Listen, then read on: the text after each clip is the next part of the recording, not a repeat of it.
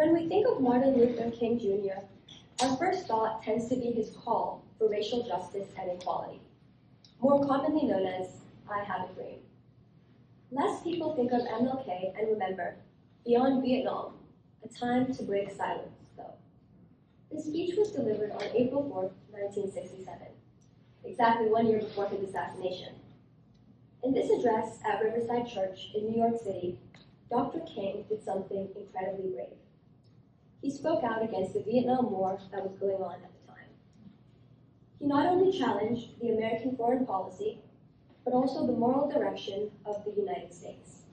And amidst this powerful speech, he said, "A time comes when silence is betrayal."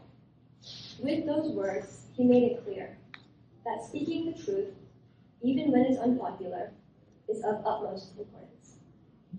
Dr. King is an individual who not only sympathized with others, but empathized. He didn't see the world from his perspective only.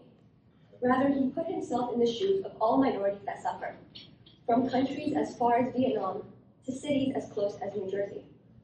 During this speech, Dr. MLK critiqued economic inequality, militarism, and the US's foreign policy.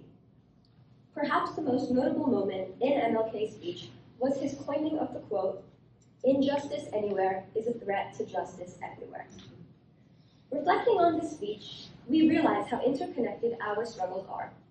King challenged you, me, us, to expand our vision of justice, to see beyond race, beyond borders, beyond fear. He didn't just dream of a better America, he dreamt of a better world.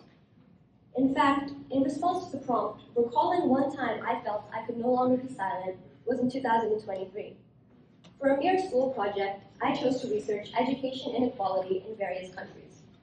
Moved by my findings, I decided to deliver a public speech on the issue and raised over $2,000. I didn't just raise this money because I woke up one day and decided I wanted to. I raised it because I've been going to school since I was 3 years old.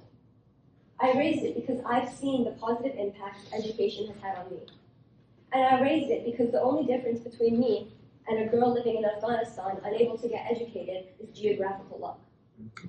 We might all have the same 24 hours in a day, but how those moments manifest themselves could not be more different. I felt compelled to break the silence. Our futures are locked behind doors, yet education holds the key that opens them. Another quote from King I often think about is when he said, "Hate cannot drive out hate, only love can do that." It reminds me of his discussion about a people-oriented society, a world where instead of categorizing individuals based on what things they possess, we think of them as who they are. Championed by MLK, this society aims to combat racism and inequality. It centers on human dignity, prioritizing compassion, equity, and well-being over profit, machines, and tangible possessions. To me, that is what love is. Love is more than a feeling you and a partner share. It's the foundation of the world, and it's at the core of a just society.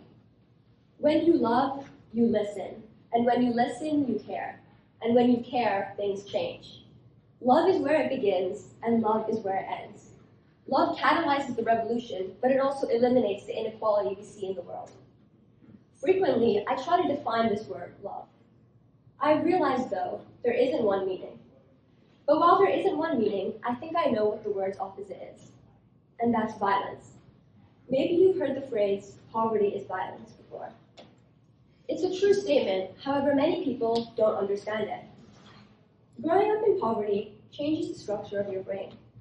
Living in poverty alters the way you think, and seeing poverty your whole life makes you trapped in a survival mindset. Because of those reasons, and so many more, poverty cannot be considered anything but violence. While poverty is widely recognized as harmful to society, it is less often acknowledged that it also exists in a way that benefits a few. Poverty continues because it serves certain economic interests.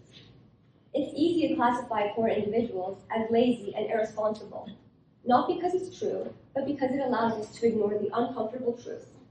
The system works better for some than others, and it is that imbalance that keeps poverty in place. Imagine being told to get a job while you're sleeping in a car with no clean clothes and no real address to put on an application. Imagine growing up in poverty so severe that your cognitive bandwidth is literally reduced because you're in constant flight or fright. Now imagine being compared to people who have never had to face any of that and being told your struggles are simply a lack of effort. It's time to implement more humane methods towards equality. A revolution of values, if you will. Steps that promote global fellowship and reverence for all of humanity. In 1967, Dr. Martin Luther King Jr. asked an important question. He said, "Why are there 40 million poor people in America?" Nearly 60 years later, society cannot say that that reality has disappeared. But during that same time, the scale of wealth has transformed dramatically. In 1967, the richest person in the world was worth about $3 billion. Today, that number has risen to about $800 billion. So clearly, some things have changed. A revolution of values demands that we confront this reality with courage and anger, feeling discomfort and questioning systems that we've been taught to accept. As Dr. King said, a true revolution of values will soon look uneasily glaring on the contrast of poverty and wealth. This responsibility falls on us to change it, not with words, but with real action. A revolution of values is about more than charity or generosity. Dr. King wasn't asking people to just be kinder or even donate more money. He was asking society to rethink what it prioritizes and redefine what progress means. Because a society cannot call itself advanced while millions suffer in silence. Because progress is not taller buildings or larger bank accounts. Progress is children being fed, families being housed, and students being educated. Dr. King understood that moral progress matters more than economic progress alone. And until humanity learns that people are more important than possessions, inequality will continue to divide us. There is no deficit in human resources. The deficit is in human will. Martin Luther King Jr. Thank you.